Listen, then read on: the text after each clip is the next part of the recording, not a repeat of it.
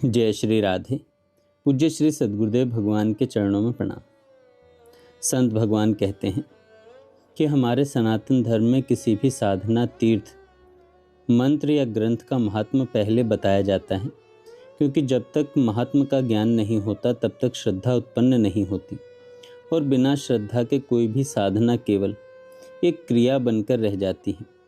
इसलिए ऋषियों ने पूछा कि कलयुग में मनुष्य के जीवन में सदाचार कैसे आए, भगवान के प्रति सच्ची भक्ति कैसे उत्पन्न हो और विवेक की वृद्धि कैसे हो। उत्तर मिला कि सत्संग और पुराण श्रवण ही इसका सबसे सरल उपाय है। शिव पुराण में एक अत्यंत मार्मिक कथा आती है। एक गांव में बिंदुक नाम का ब्राह्मण रहता था। वह अत्यंत दुराचारी था।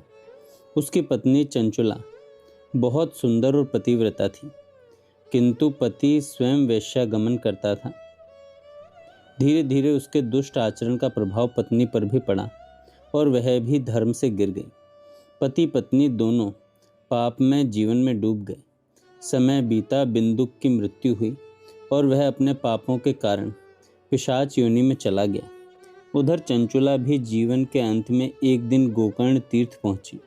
वहां उसने एक ब्राह्मण को शिव पुराण की कथा कहते सुना। कथा में उस दिन व्यभिचार और पापों के दुष्परिणाम का वर्णन हो रहा था। जैसे ही चंचुला ने यह सुना, उसका हृदय कांप उठा। उसे अपने सारे पाप याद आ गए। वह रोती हुई कथावाचक ब्राह्मण के चरणों में गिर पड़ी। उसने कहा, हे प्रभु, मैंने अपना जीवन पाप में नष्ट कर दिया, अब मेरा उद्धार कैसे होगा।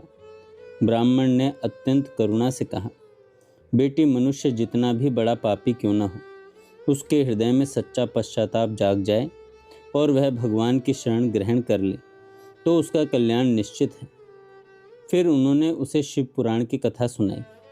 चंचुला ने श्रद्धा और भक्ति से कथा सुनी। उसके भीतर वैराग्य जाग गया। उसने संसार की आसक्ति छोड़ दी।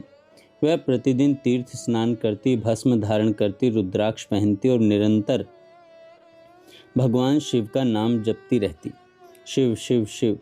धीरे धीरे उसका चित्त निर्मल हो गया और एक दिन जब उसका शरीर छूटा तब स्वयं भगवान शंकर के पार्षद दिव्य विमान लेकर आए और उसे शिवलोक ले गए। वहां उसने भगवान शिव और माता पार्वती के दिव्य स्वरूप का दर्शन किया। करोड़ों सूर्य के समान प्रकाशमान भगवान शंकर, जिनके मस्तक पर चंद्रमा सुशोभित था, जिनके साथ भगवती पार्वती विराजमान थी, उनके दर्शन करके चंचुला आनंद से भर गई और बार बार उनके चरणों में प्रणाम करने लगी। यह कथा हमें एक महान शिक्षा देती है। पहली शिक्षा, कोई भी मनुष्य कितना ही बड़ा पापी क्यों ना हो, यदि उसके भीतर सच्चा पश्चाताप जाग जाए तो भगवान उसे स्वीकार कर लेते हैं।